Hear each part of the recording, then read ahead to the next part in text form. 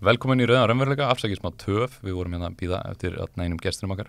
Í dag ætlum við að tala svolítið bæði mótmælin sem átti sér stað í dag og við erum með hérna 2 Eflingar félaga, Ian Mcdonald og Sæþór Benjamín og Trausti Breiðfjörð hérna líka og ætlum að spjalla málin. Við munum tala á ensku, af því þeir tala ensku, strákanir, sem eru með okkur og margir í Eflingu eru náttúrulega ensku mælandi. Hi guys, thanks for coming. Thank you for having us. It was quite a day. It was beautiful to see the solidarity and you know, really making them feel the pressure. You know, that people are out there, they're hurting, they need better treatment, they're not getting it, and there they came to demand it. Mm-hmm. We have a couple of clips we got from the protests, and we can show some of them now.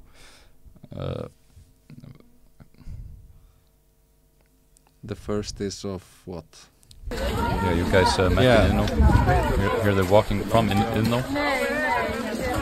So you can see there's quite a lot of people gathered. It's good to see. Mm-hmm. And then we wanted to cover one incident. This right here, where Guðlaugur Þór is driving by. Yeah, this is what the media told, like, shocked by these scenes.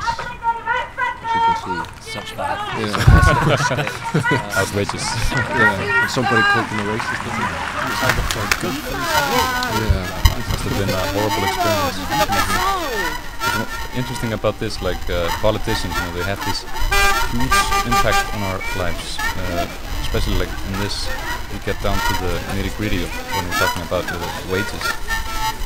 And then they, you know, put up this attitude where like the workers are being, they're out of order, you know, they're being ignoble, you know. Mm-hmm. And this is after Solveig came down after she met with Katrín Jakobsdóttir.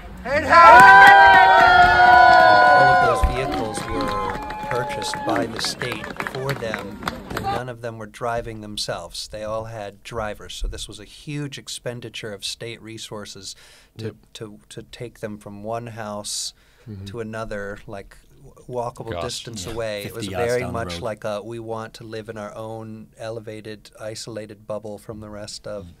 Mm-hmm. I think it's long since been lost that the politicians at the end of the day are public servants, and they don't seem to realize that anymore, that the people that are protesting, the people that are asking for better wages are taxpayers who've put them in their positions, and that's been long since forgotten by these people. Some members of Efling were like pondering that, you know, these drivers have like 3, maybe 4 to 5 times more wages than some of them do. Mm-hmm. It's outrageous, you know, the expense that we go into. And then people come, you know, what we have with going on, you know, the state mediator puts out this mediation proposal that's very one-sided, where they're trying to force Efling to take up this contract that's doesn't even come close to meeting the basic requirements of people.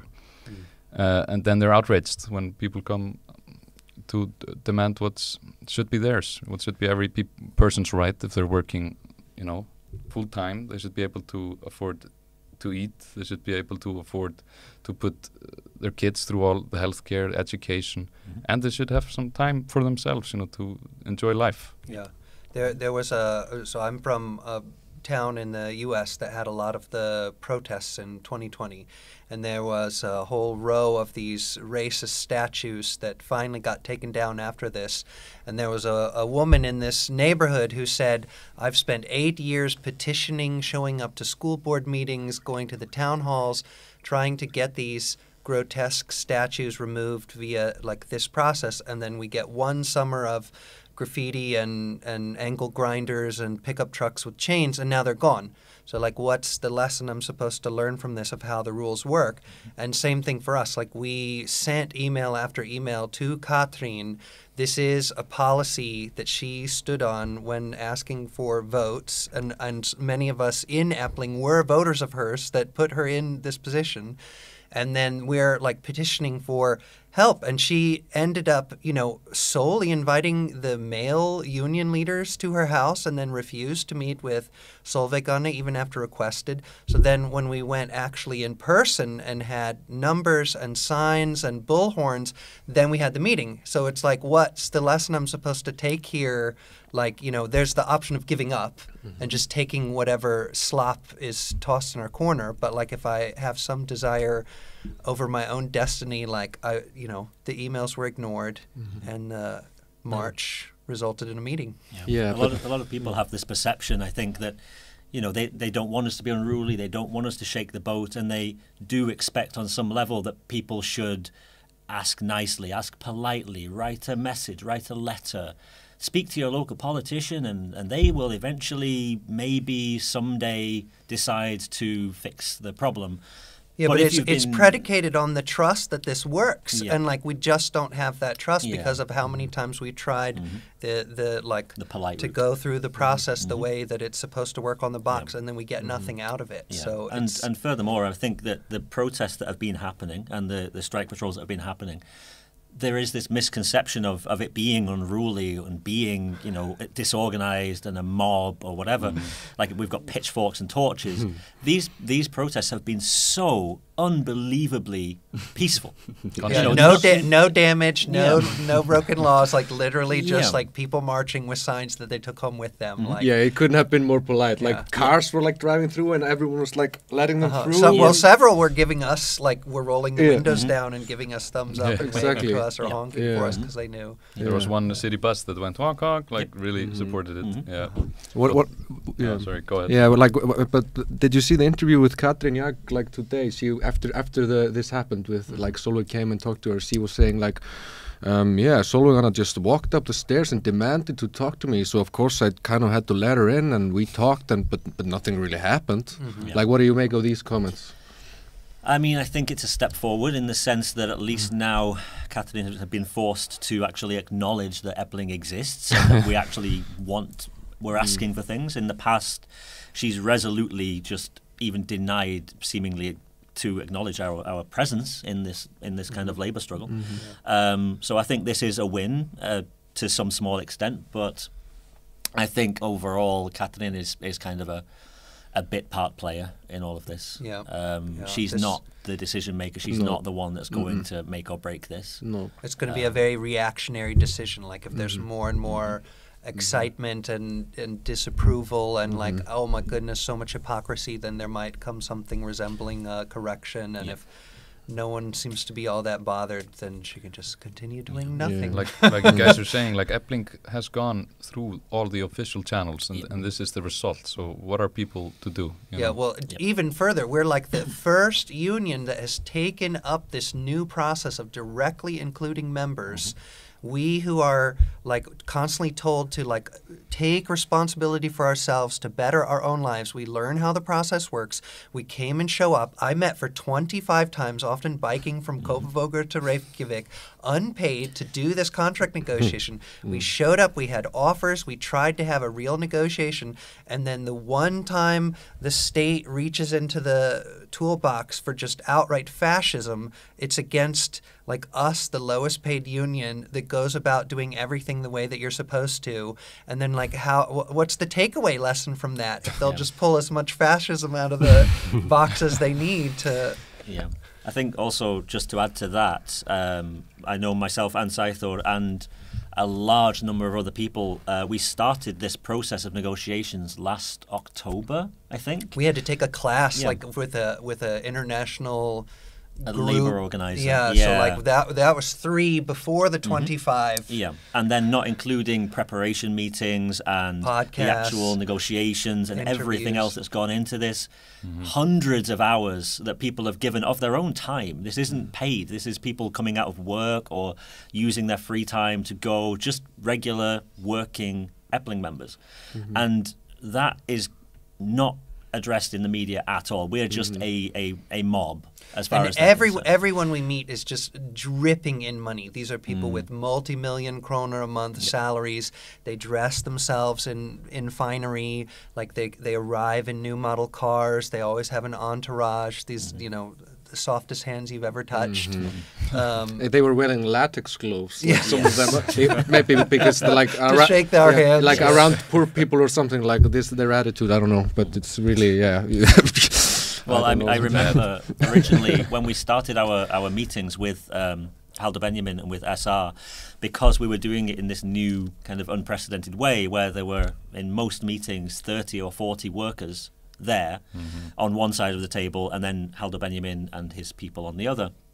And for the first few meetings, because Halldór Benjamín had an image to portray and he was quite polite and smiley and made jokes and made sure to shake everybody's hand in the room, but was every time saying that the next meeting should be less people and the next meeting should be less people because he did not want to be in the room with poor people.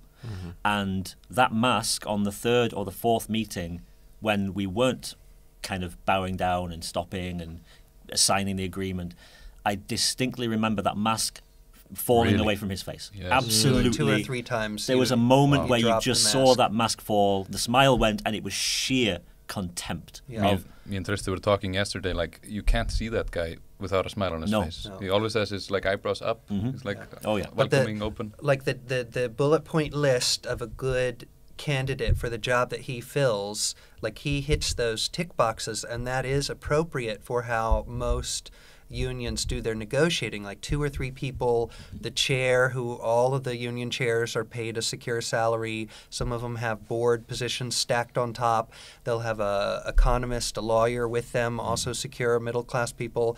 And then this is like a gentleman's very tight room, and this is where like Halldór's skills shine. And when he would then come and try and use this skill set on us, a room full of the actual like people who experience what he's talking about, he could just watch these sales pitches that might have worked on other people, like because we're all going, we know those things are not true that you're saying. in addition to that, also the power of having that many workers in the room at the time for these negotiations, it means that he cannot lie.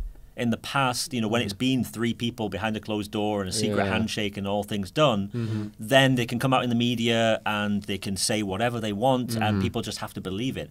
Now he comes out, he tries to lie, and there are 40-odd people who can say, no, that's not true. And that's real power. And we can leverage our personal relationships, because if someone in my life has seen one thing on the news, but I'm there and telling them something else, like hopefully like our real life relationship will provide some believability.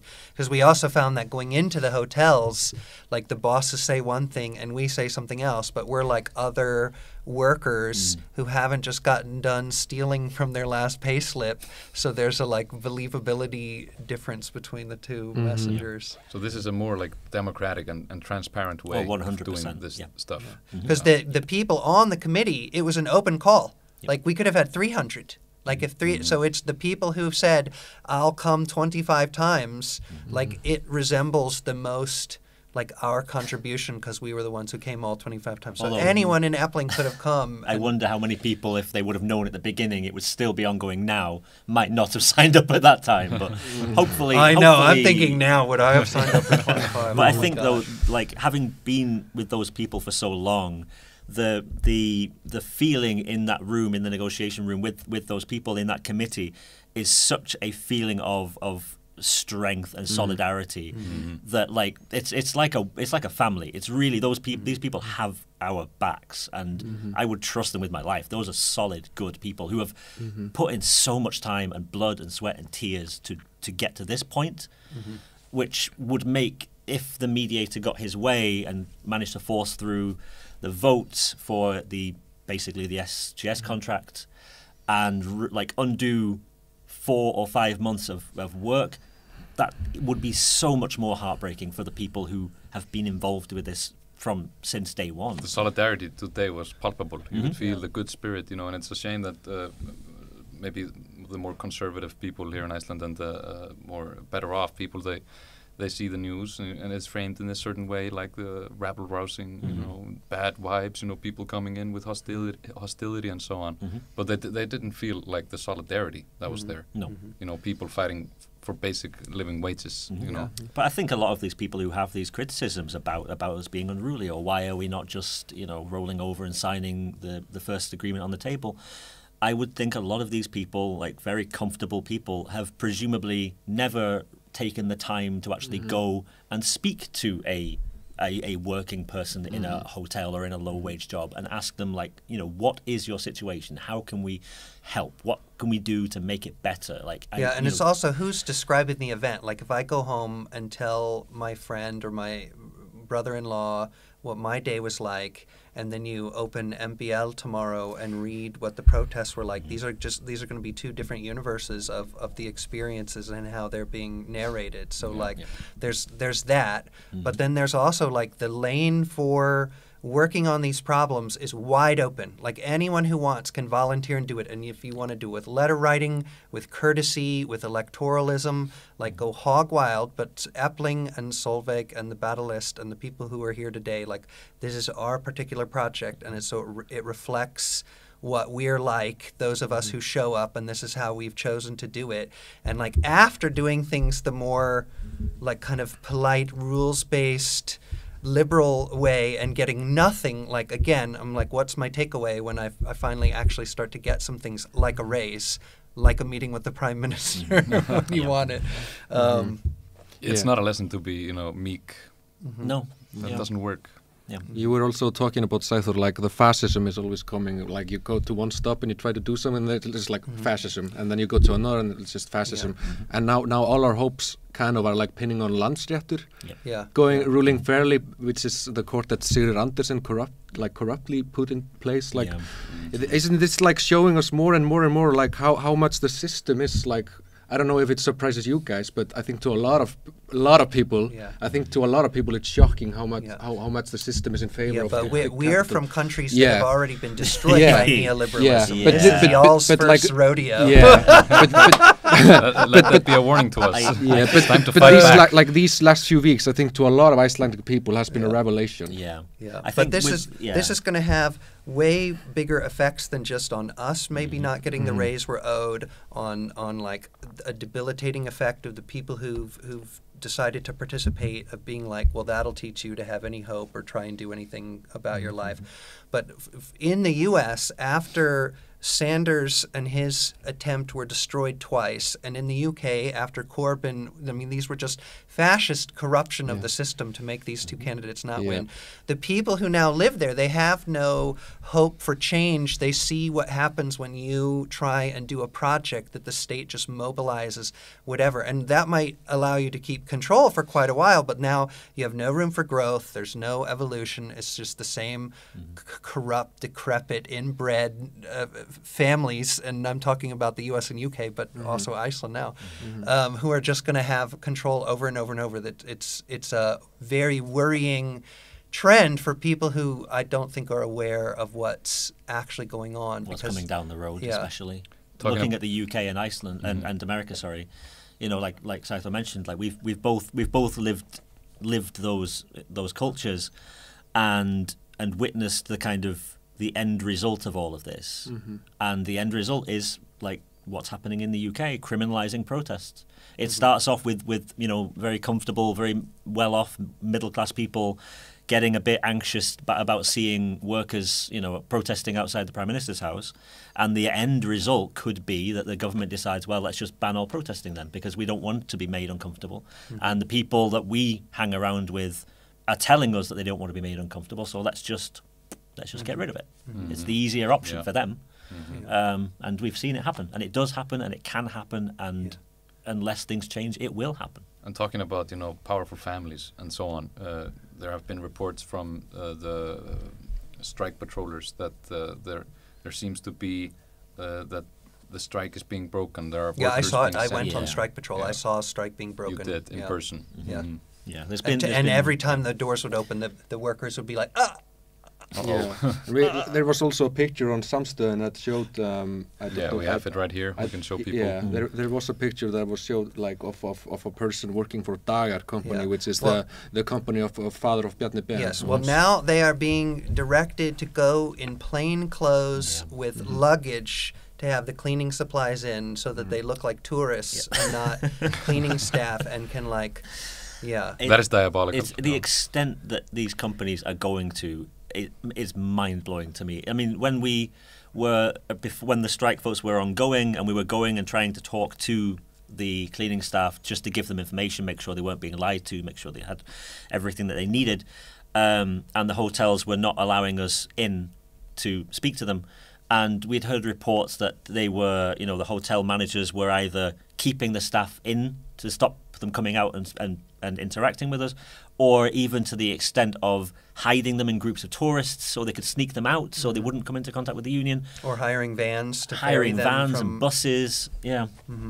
Like all of this pantomime and show and money and time and expense. But these are also new feints and attempts, because like the strike patrols in past years have not hit these kind of snags. You show up with 5-6 people, you go throughout and see, and there has been some cases, but this was very clearly SA and the owners of the hotels and the family members owning doggers meeting together in one physical room and going, just ignore this, keep them open. This company has no morals or scruples, so they will work with you and bring people in the back door even though it's illegal, and we'll just deal with the consequences later, but this will allow you to keep the hotels open and strike break, and we all have each other's backs, so go wild. And so we can't call the police on this, even though it's illegal. They're not going to come and do something about it. So by the time we could get redress through the courts, like maybe they've already outlasted a strike. My feeling on that, though, is like this is possible, and presumably by our own kind of witnessing this, very easy for them to do this with the hotel cleaners. The next strike that's going to start on Tuesday is the oil drivers and delivery drivers. I would really like to see them try and hire contractors to replace oil truck drivers, because that is not happening. No, they can't do that. And even if they would, like, it's much more easy to like prevent them from being scabs. Yes. Yeah, but it shows this binding agent where, like, if you go into a store and steal a good, then the police will come and the court system will prosecute you and stop that in its tracks. But then when that same company repeatedly steals from its employees by miscounting the hours in a way that can't possibly be accidental, there's no police to call when they block you from doing your right to strike patrol. There's no police to call. And then if the police do come, they always, first and foremost, turn to these wealthily dressed men first, the hotel owners, even though like they're the lawbreakers, the hotel owners, and we're the ones there pursuing our rights as the union. They should be coming to us first and ask, are these owners pulling some hot bullshit? But according to the law, like if Efling was allegedly doing something illegal, the police, according to the law, would also not interfere. According to the law, the police can't take a side in a labor dispute. Except this Article 19 trumps everything. If they just decide to tell you you have to get out of this hotel now, then you have to. Like you have to. Exactly. Which they use against protesters all the time. Exactly. So like there'd be no reason why they wouldn't be able to use that, because they can do whatever they want. There's no checks and balances on them overreaching. Also, I mean, I think in addition to that, when we first went to the hotel and the police turned up in 5 or 6 cars and a van, there's no doubt in my mind the police are not aware of labour laws. They don't. The individual police officer does not know the statute that says that they are not allowed to get involved with a labour dispute, by design or by accident. They don't know that. So when they get called by the hotel management, as far as they're concerned, we're on private property and we have to move on, and that's that. Which is a big problem, I think, because especially now they need to understand. Yeah, well, and all their normal enforcement mechanism is around private property, like car thefts, break-ins, bank robbery, whatever. So like this is completely opposite, human rights and labor laws and interactions. It still involves immense amounts of violence and thievery and like criminality, but we don't have like labor police. But does Efling have any like tools in the box to deal with these kind of things that we see happening in the Íslands Hotel? With the strike breaking, Yeah. I think it's just courts. As far as I know, it's court action at some point down the line, which takes a lot of time. it takes time, and I don't know what I But don't like in know. a fair world, we could, for example, go to the courts and say, look, we want you to forcibly close these hotels legally because of how many strike-breaking demonstrations we found. They're going to keep doing it. So we need you to make sure that the labor laws are followed by forcibly shutting down this hotel, or give them a warning. Yep. And if they get caught one more time, then they're forcibly shut down. Like that would be prioritizing the law already as written, just like for once giving some teeth or power for the working class instead of the hotel That's owners. very important, you know, because if the strike breaking is comprehensive, it completely destroys the strike and the workers' position. Yeah, completely. There's nothing to be done. And it's another example where they can just be like, oh, you did everything right all the way up until now, whoop, and they just changed the rules, or like, whoop, brought out some fascism. And I think correct me if I'm wrong, but I think that the kind of the punishment for this, I think it's a fine. I think Yeah, but I in the do long think run, it stacks, so it's also Yeah. worth us keep going It is, and checking but- because Oh, this. okay. but also, I mean, If we didn't, they would literally just like not care at Yeah. all and just be like bussing Yeah. but in. the amount of money that these hotels are making, these company owners are making. Yeah, the it's fine that is it's paying off for them basically Yeah, to do it's this. if something is punishable by a fine, then Yeah. it means that it's legal for a price. Yeah. It's Yeah. that, Exactly. and we know it's been very public how much, particularly the owner of the Iceland Hotels group, has been making tens of millions of krona, hundreds of millions Tax of krona, subsidized as tax well. Yeah, subsidized. it's a really grotesque system because these Efling members are the ones who do the bulk of Yep. the day-to-day operations, cleaning the rooms, making the food, washing the laundry, but then all of the proceeds are going to these men who didn't do any of the construction. They don't do any of this day-to-day running. They've got some kind of administrative role, and like they have that piece of paper in their drawer,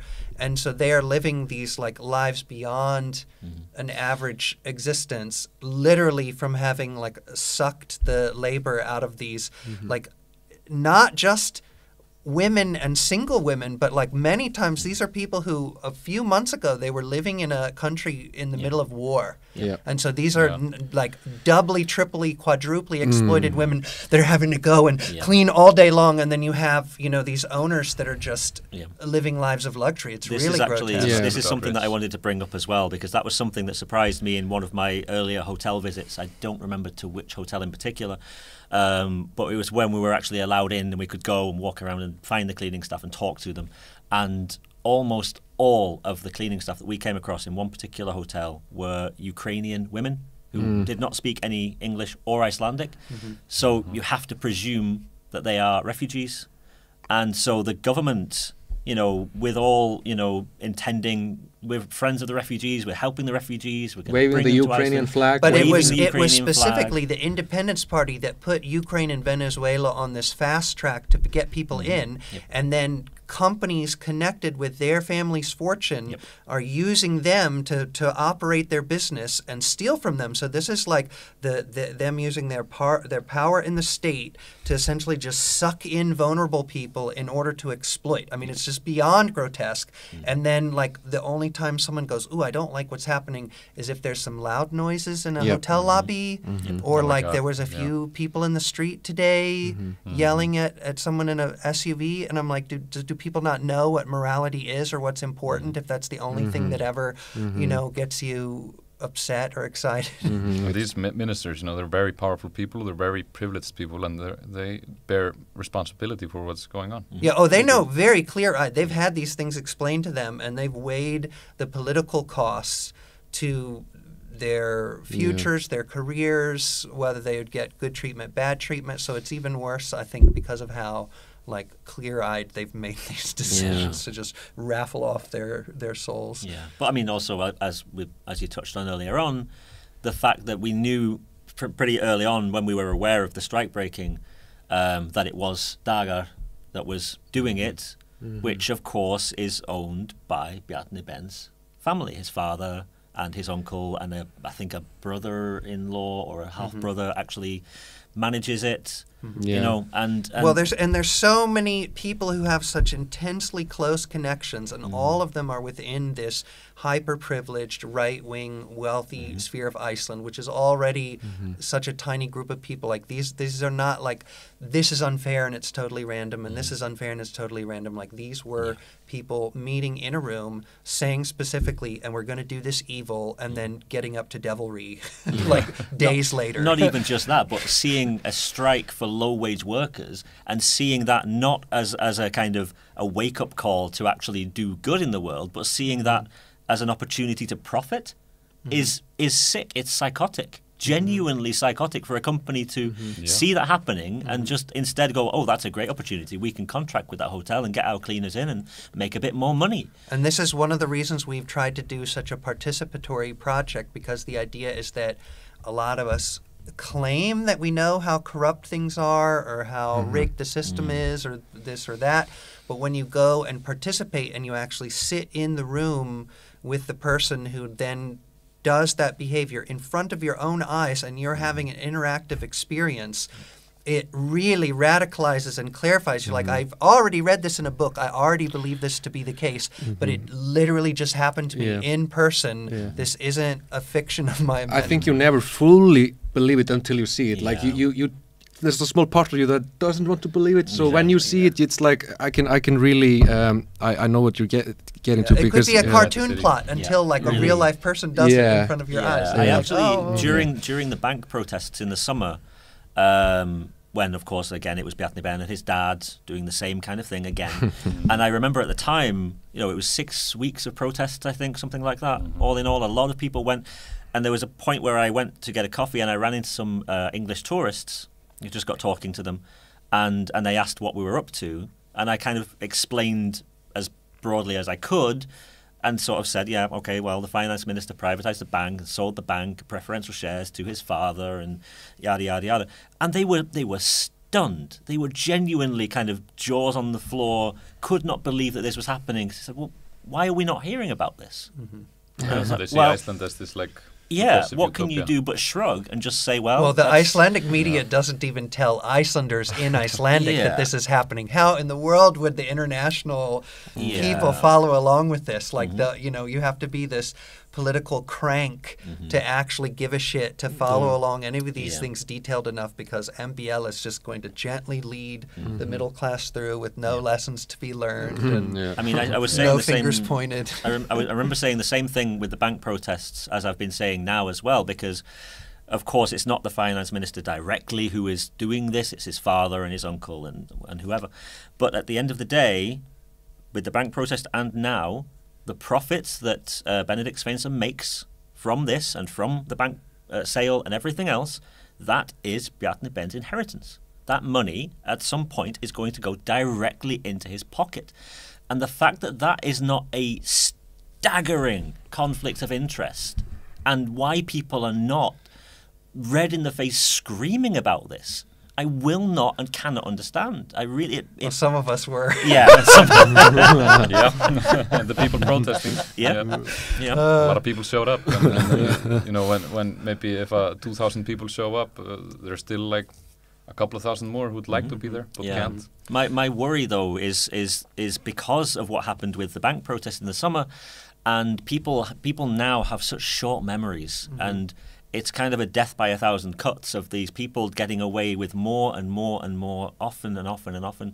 And eventually people are just so worn out and beat down, and they're just kind of used to it, that the next thing comes along and they just kind of shrug their shoulders and go, okay, well. And at what point is it enough or too much?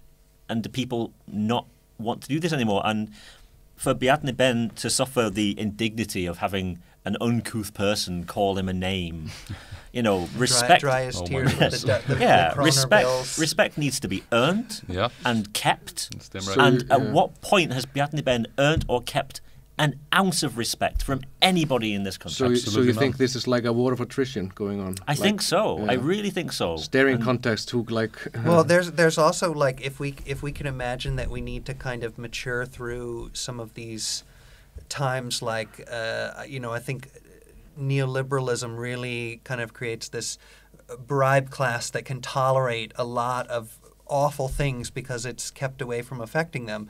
But like if we can believe in growth and maturing through that, which I do as not a conservative, I think one way to do that is to really make these contradictions clear. And so by not giving up, like Katrín had to hear Solveig and 3 other working class people communicate exactly what is happening. So that doesn't mean she has to be motivated into doing anything different. But like this is going to be a direct betrayal of the concept of kind of like electoralism, soft touch, liberal incrementalism, because we could try that again and end up with the Independence Party and the wealthy just getting their way again. Or like we can wonder if maybe this is kind of a ideological dead end and we need to prioritize something else other than like a camera-ready smile and no excitement ever. Yeah, but I think the way that we've done these negotiations and in a really radical direction, it is a kind of paradigm shift. And I think there is also, whatever happens with the negotiations now, whether we get a substantive win from our perspective, or whether we get forced to accept the mediator's proposal, or whatever happens, I think there is now a core of people who are ready and willing to get up and do it again, and get up and do it again. I mean, next month we will presumably be starting the negotiations with the government for the government workers' collective agreements. This November, because all the agreements are now 1 year, we're most likely going to be starting the next negotiations for our collective agreement, and that is.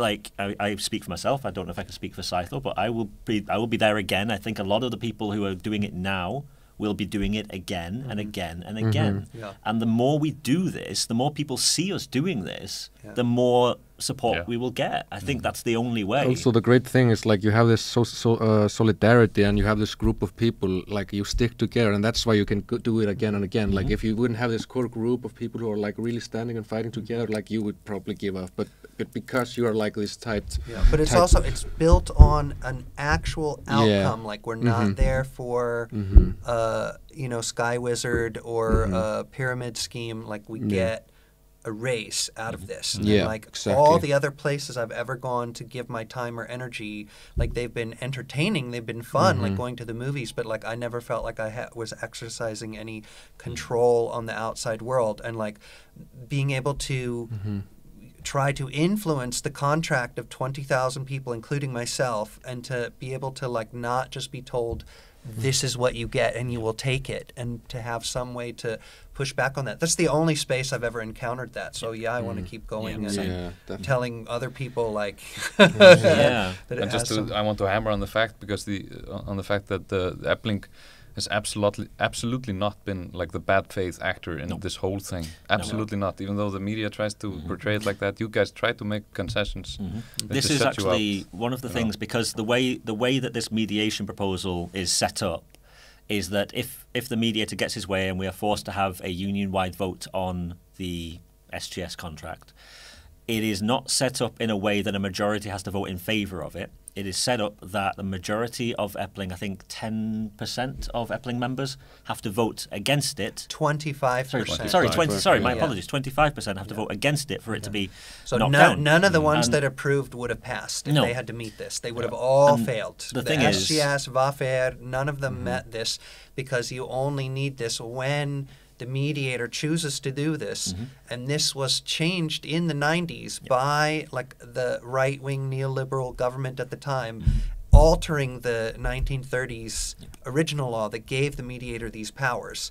So it used to not have this 25% requirement, and this was added in the 90s as like a Trojan horse to undermine labor power, because we know if it gets enforced, it's essentially there's no democracy. It's fascism. You can't do strikes because he's always going to do this so-called Sáttamiðlun. But the thing as well to remember is that the way I see it is the reason why it is set up in this kind of backwards way where you have to vote a majority against it is because the theory behind it is that the mediator is objective. The mediator does not take sides. He is the one who creates this agreement that both sides can compromise to and have give and take on both sides.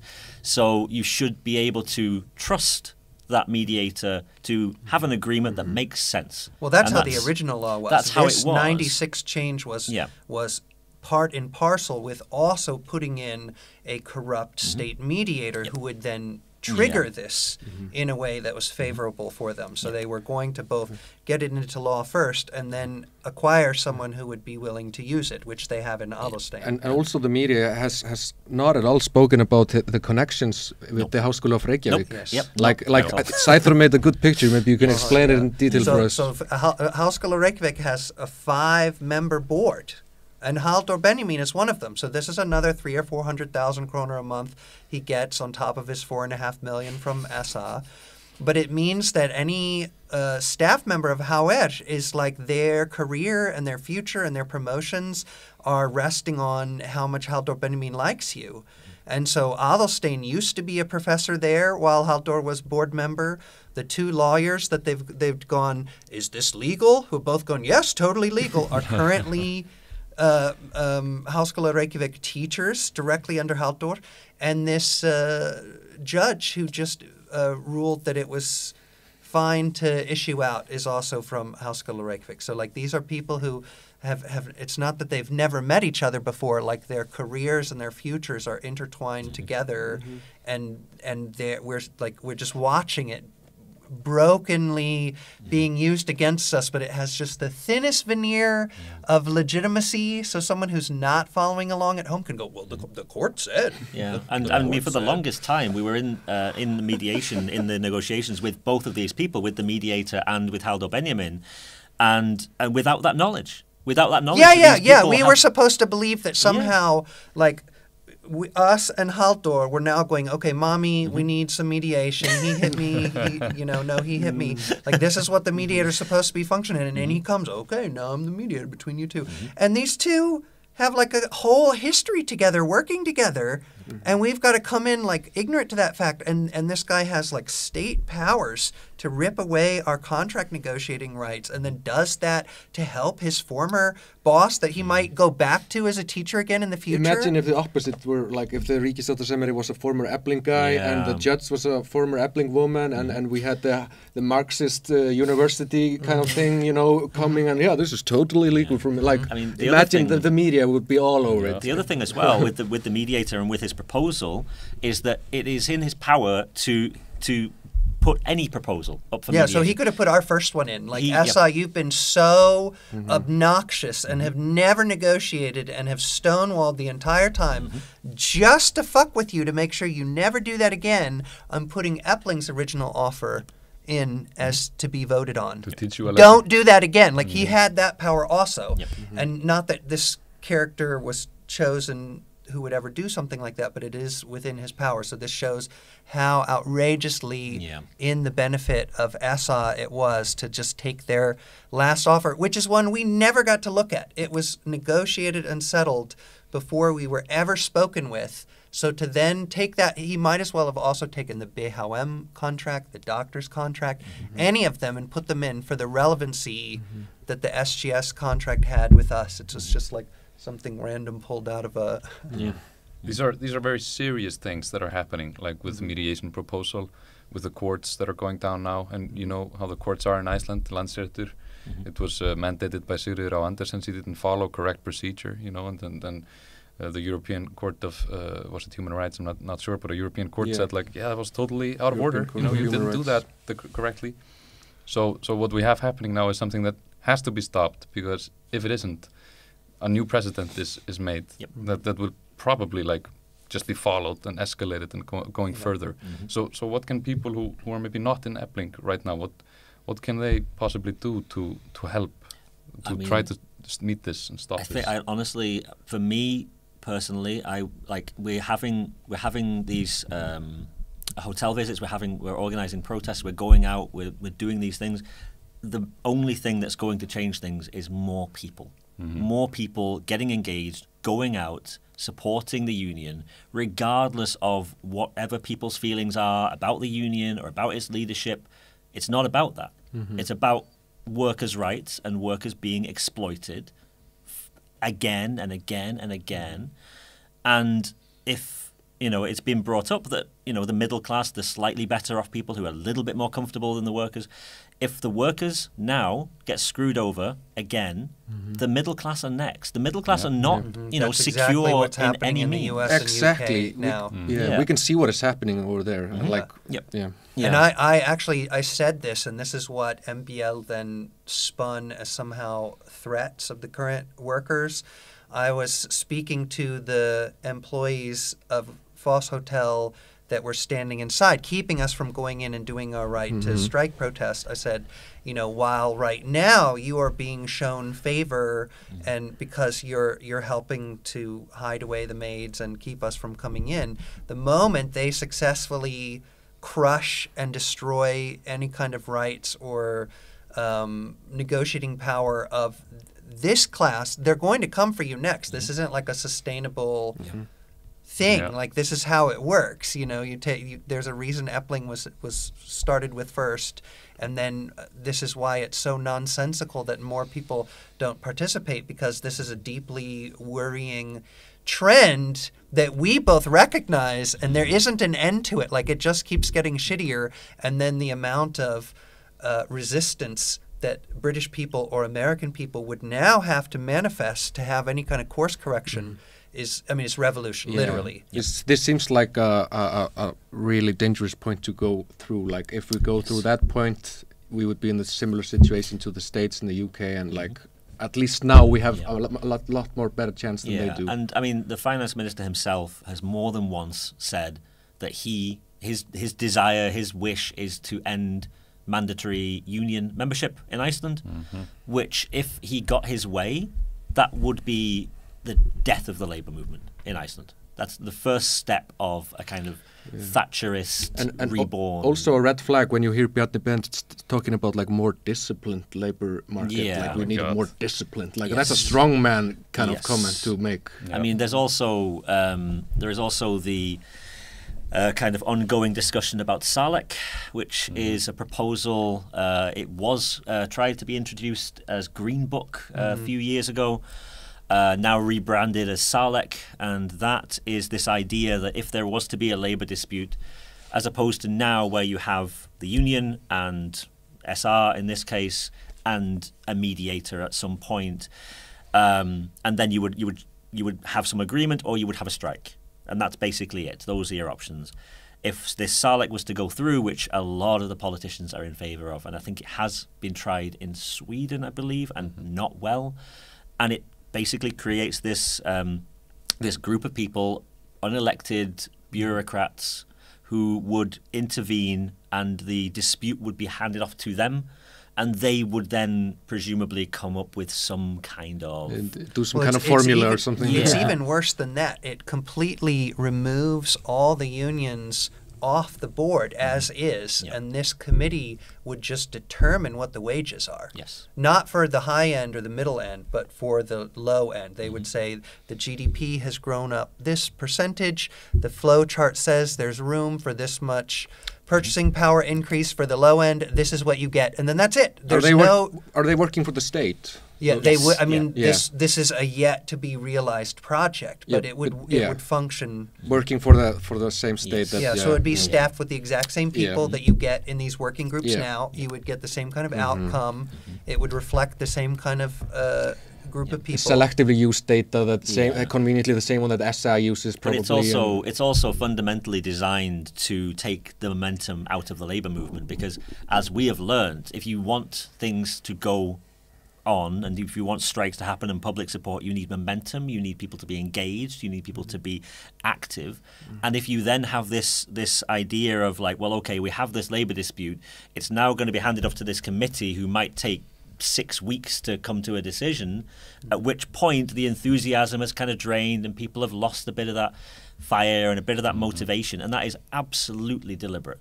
You take that momentum away, and you kill it. You kill the labour movement. You kill the strikes, which are the only tool that people have, realistically, for change. And that's probably one of the most frustrating things, is that to engage in this, we have to be really tactical, and we do that. We talk about tactics, and Solveig is a great tactician, and several of us are also at that level. But there's also the response is very tactical. They have meetings and all this kind of thing. But then very often the final outcome is determined by people who have like just the barest of surface level knowledge of what's happening as described by the television, which has an editorial bias. And so then you're having to try and somehow like break through that with either with whatever, you know, it's a magic sauce that doesn't necessarily have a recipe for it. But I mean, I think honestly, you asked about what people can do, you know, to help with this, and in an ideal world, and it is entirely kind of pie in the sky thinking on my part, but what I would want is that for these people in the middle class who are comfortable and just whatever, and they got their, if they're in VAFR, they got their raises and fine. These people, you know, when you go about your life, when you're out in public, when you're dealing with service industry workers or you know, whatever it is, talk to them. Engage with the people who are lower in society and worse off than you. Ask them what their problems are. Ask them what their life is like. Show support. That's the only thing that matters. And that there's a feedback there that if you do that, if you break that kind of barrier and go out of your way to talk to these people, it creates empathy that people might not have had before, and that makes a big difference. If more people would do that in a big way and be exposed to the realities of what a lot of these people are going through 6 days a week, you know, some of these hotel workers are cleaning 50 rooms per person in a day for the equivalent never of getting weekends, because in order to make rent, they need to just take every single weekend in a row. People go, that's not legal. And it's like, well, if you volunteer to do it, it is. They can't force you to. But if you're short and you know you can take every weekend, then you do that and get paid. And also these people as well, like they are functionally invisible because they are working so much. And, you know, hotel cleaning staff, you don't really come across them. You don't really see them. Some of them, as we mentioned, don't necessarily speak Icelandic or English. They're just pushed under the carpet, out of the way, just forgotten about. But what I would say for what people can do to help, it's actually even my advice is so good for literally every single topic. People need to just be more curious and like take a portion of the week that is currently devoted to something like selfish or internally focused and just learn about the immediate world around you. Like we have important things that are happening and so many people are just completely checked out, and like we can have our hobbies and our families and our relaxation time and all these other things and still have like just a brief time where we contemplate the world around us and like really take it seriously, because when you do, these issues, they really sharpen with very little examination. Like this confusion regarding what Efling is doing only holds up if you have no curiosity, you don't ask anyone, you don't try and do any like pattern connection or like reading between the lines, you don't think about the believability of a person like Bjarni Ben or Sæþór Benjamín giving a message compared to Solveig or a working class person. Like this really requires kind of a childish level of thinking for it to work, but it's working on a lot of people, so there must be a lot of childish thinking. So like my advice is really to grow the fuck up and like get serious about the world, because you know we don't just have the destruction of unions heading down us. Like there's a lot of things happening that are very meaningful within our lifetimes that we need to be like much more serious than we are. And if all of our brain power is occupied with like personal consumption and luxury and like ourselves, we're not going to be working on any of these things, whether it's Efling, whether it's climate change, the political parties, our retirement, our kids' schools, like all of these things need like a level of seriousness to actually participate and keep going so that we can keep enjoying them. They didn't come about by accident. They didn't like spring out of a rock. They were built over decades, and they currently function to some level of efficacy, and they're currently being like undermined, and every Jenga block is being pulled out by the current government and powers. And like it's not just unions that need the pieces put back in. We need the healthcare and the retirement and the disabled and the housing and the all of these things. And that's I think more we can only do but so many more minutes a week. Like we're already operating at the level versus there's so many people who currently have 0 minutes of their week are dedicated to any of these projects. So they have a lot of room to like put a little portion on their plate. I think just on that as well, like obviously this is a bit more of an ask for people, but like just to be more informed and educated on the history of the labour movement, like here and elsewhere in the world, of like why we have weekends and why 12-year-old children are not working in mines and working 60-hour weeks. It's because unions went and physically fought and died for these rights, and the big capitalists did not want to give up those. No, yeah, things. exactly. No. They didn't hand them over with a smile. Nice people. No, it was fought with blood and sweat and tears. It was vicious, and when the opposition is so vicious, and they might not be as violently vicious now, but these are definitely vicious individuals, like the people who choose to actually endure that and take on the challenge and occasionally get wins. Like this is who other people should be taking lessons on, of what it takes, what you should be like. Versus now what we often have are the people who take it upon themselves to do something, get nothing but criticism from people who are sitting at home in their armchairs, and it's like, you should look a little bit at the material reality of wins and experience and who's actually making waves, and then create your version of how we should be doing things, and not like watch The West Wing and then apply that to how our union should be working. And also, like, I think people like that don't quite get that, like, if we would hit this point where more and more people are forming the connections with each other, solidarity is growing, and people are devoting more time in these social issues, in these collective things that we need to fight together for. The future is potentially very, very bright. Yes. Indeed. Absolutely. We might actually stop all feeling lonely. Like almost everyone these days in Western countries is like, I have no friends, I'm lonely all the time. The mental health issues that we're dealing with, all the young people that are going up, like this is a consequence of like the individualistic society we live in. This is the antidote, as you were talking that's about. The other sad part, is not just like, we don't just face a criticism that we're like doing it wrong, but then there's also oftentimes an element of, you're so stupid to believe that anything could be better, that you could win, that you could push back against these, because the person who takes this argument is telling on their own soul that they've already given up, and they want you to give up with them. And so this like belief that you could have some control over your destiny is like worrying to their identity. Oh wait, maybe I could also participate and have some hurt feelings. Bad This has been the big argument that I've come across with regards to our negotiations, is why did we not just accept the first offer that was on the table? Why did we not go along with it was a shit offer? Yeah, because the SR offer or the VAFR SGS offer or the VAFR offer. And because it was objectively a bad offer. If it's not an offer that's in line with inflation, then it's not a pay rise. This is so obvious, but people are, but that would have been the sensible thing to do, and then maybe just save a fight for the next time. It's like, well, okay, how many times are you going to save the fight for the next time when they come along and they give you another shit offer? Political capital is at 9,000. Yeah, and then you say, well, okay, the next time, well, we'll get another deal in a year. So you have the two modes of thinking: the saving political capital, saving energy. This like begs the question that unions or movements are like a full tank of gas that at any point in time you can just ignite and it's there. And then there's like another belief that sees how apathetic and empty and like no results is everywhere in all of these organizations, because this is not how the game works. So if you want to then have energy and horsepower and inertia behind your movement, this is something that is going to have to be built through activity and work and relationships and meetings and time.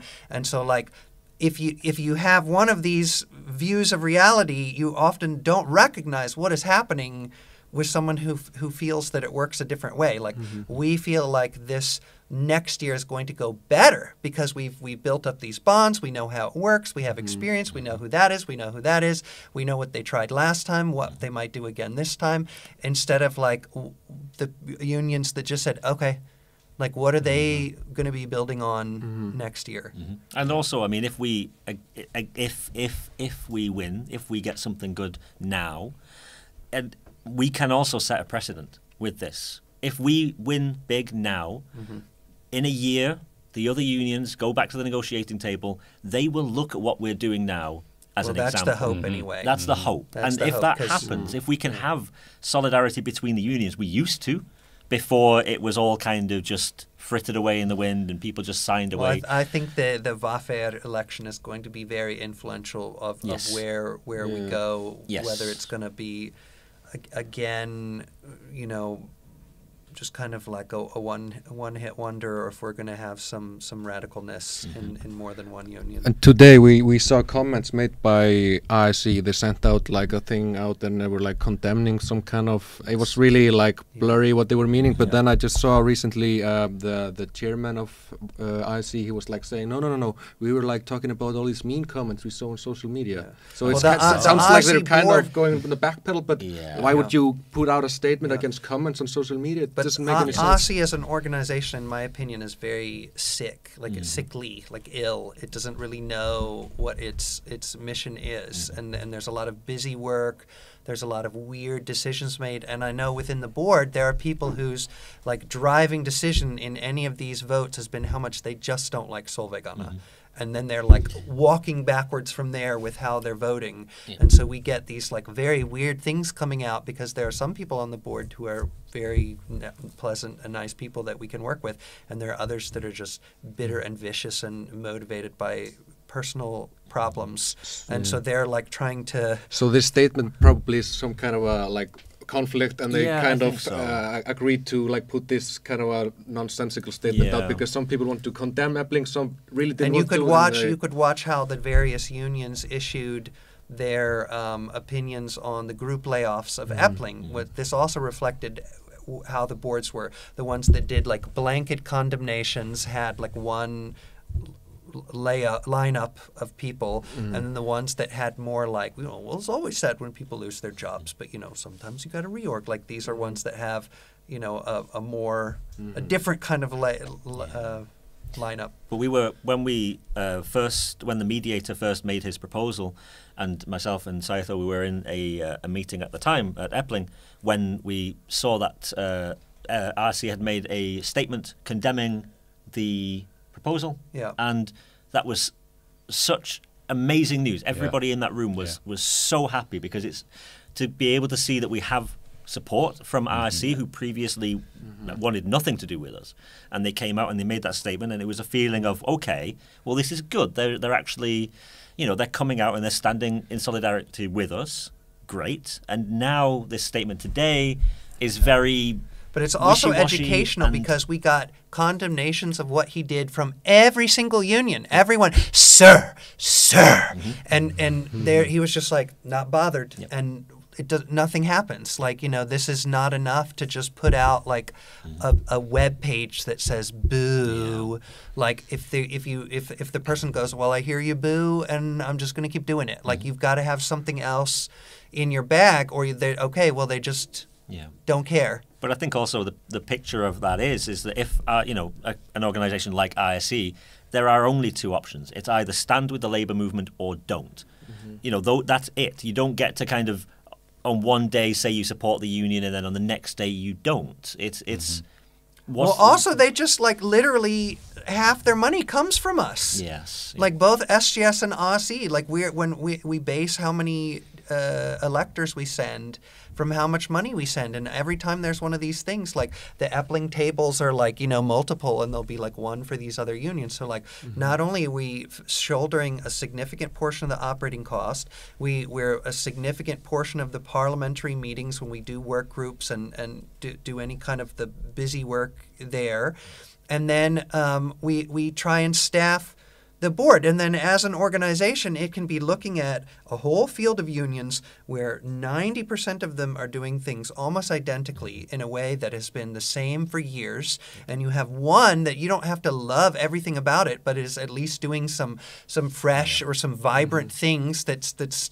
you know, trying some new stuff. And instead of enabling, defending, respecting the contributions that Efling is doing, they just constantly treat us like we're either invisible or that we're these rowdy children that they have to tolerate being in a room with. I mean, I remember at one point I was in a meeting and somebody asked me, I think they were a member of RC, I think, I don't remember exactly, and they asked me like how they could be engaged? How do they create excitement? How do they get involved? And how do they get other people motivated to be involved?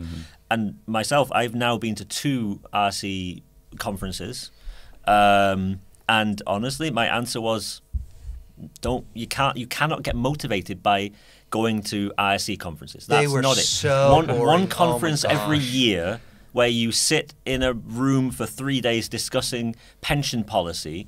That's not a way to get people engaged. It's even worse because you're not even putting out a good pension policy. Like I went into the labor rights committee and I said, well, you have to have a reason to fire someone in the public sector. We should have that as a demand in the private sector, that you can't just fire someone because you want to.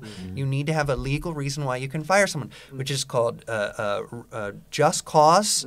It has support all over the world from unions. There were people there at RC that were like, that's a bad idea. Yeah. That would make it impossible to fire people. And I'm like, are you a French capitalist? Like what? Who are you working It's for? coming from inside the house. Yeah. And then same thing. All of these, they felt like rooms where nothing was going to come out but a stack of paper. And even one of them started, the housing one last time.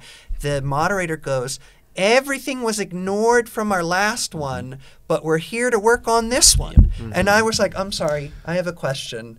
Why won't this one also be ignored? And he goes, well, that's a good question. I have a lot of hope that it won't be. And I was like, wait, sorry, follow-up question. Why do you have a lot of hope that it won't be? But they will ask very nicely. That's yeah, the and he thing. goes, well, I really can't explain that either. Yeah. But now you've been working with IC quite a lot, and what do you think they would go, like, if the niðurstaða, The conclusion of the conclusion of Landsréttur does not go your way? Do you think IC will like go in with more force to No, support because you? their time to do it would be now. Yeah. Like they have So- ways. Like if this was something they genuinely desired. So this is the biggest length they will go to. I think what Yeah, they've done yeah, now. yeah. Yeah, So- they and could- most of them have. Like the most that we've gotten from other unions have been like a much harder condemnation, like more sirs, sir. Yeah. And then like maybe a personal article from the chair. Maybe 2 fingers. Maybe. or something, Yeah, some Bernie Sanders I finger see. waggling. The thing is, IC has a lot of weight to throw around in the kind It of was an labor. RC member in the Chatnagata house today with Katrin already there. Yep. So we had to like force a meeting with the leader of the largest female union by yelling until we got let in. But there was someone from RC already in the building.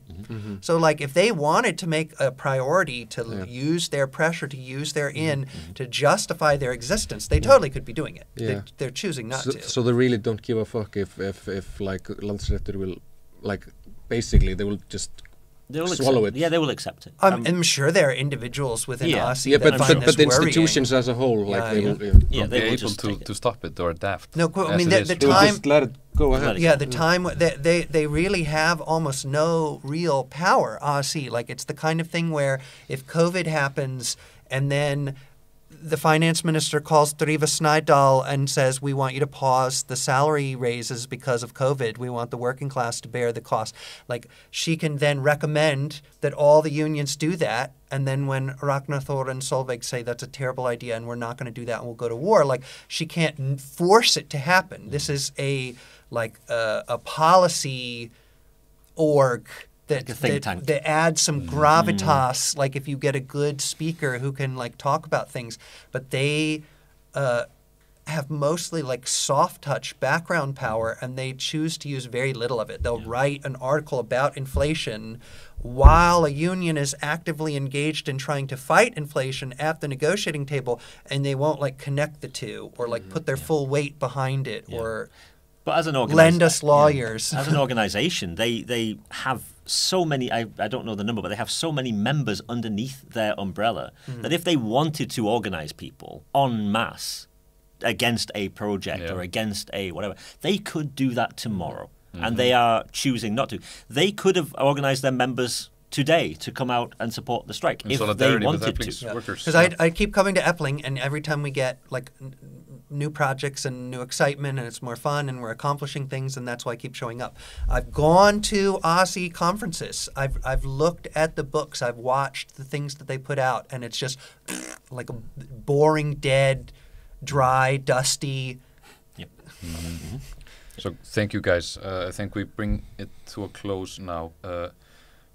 Solidarity, that's what we need. We need to form connections with each other, from the middle class to the lower classes. We need to realize that we're in this together. We could show up for each other, fight with each other for a better future for ourselves and our children and our children's children. Now is the time. To the streets at the first opportunity. Children are our future. That's what they say. Yes. Right. Thank you all, and good luck to Eflings strikers and strike patrollers. Farewell. Thank you. Thank you.